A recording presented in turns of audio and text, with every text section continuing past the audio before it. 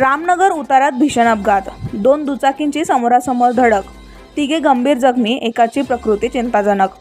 दिग्रस मानोरा मार्गावरील रामनगर उतारात आज सोमवार 27 एप्रिल 2026 दुपारी सुमारे 4 वाजताच्या सुमारास 2 दुचाकींची समोरासमोर जोरदार धडक होऊन भीषण अपघात झाला। या दुर्घटनेत तिघेजण गंभीर जखमी झाले असून परिसरात मोठी खळबळ उडाली आहे।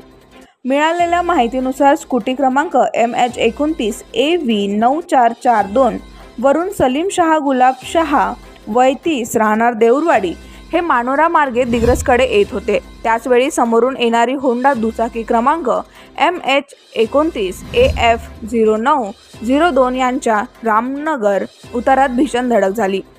या अपघातात सलीम शहा हे गंभीर जखमी झाले असून त्यांना प्रथम दिग्रस ग्रामीण रुग्णालयात दाखल करण्यात आले। प्रकृती चिंताजनक असल्याने पुढील उपचारासाठी त्यांना यवतमाळ येथील शासकीय रुग्णालयात हलवण्यात आले आहे। दुसऱ्या दुचाकीवरील शिवा आडे व मारुती राठोड दोघेही राहणार विठाळा हे देखील जखमी झाले असून त्यांना अन्यत्र हलवण्यात आल्याची माहिती आहे। मात्र नेमक्या रुग्णालयाबाबत अद्याप स्पष्टता नाही। अद्यापानंतर घटनास्थळी नागरिकांनी मोठी गर्दी केली होती। पोलिसांनी तत्काळ धाव घेत पंचनामा केला असून पुढील तपास सहाय्यक पोलीस अधीक्षक डॉक्टर तेजस सारडा यांच्या मार्गदर्शनाखाली रवी जगताप व नितीन कानडे करीत आहेत।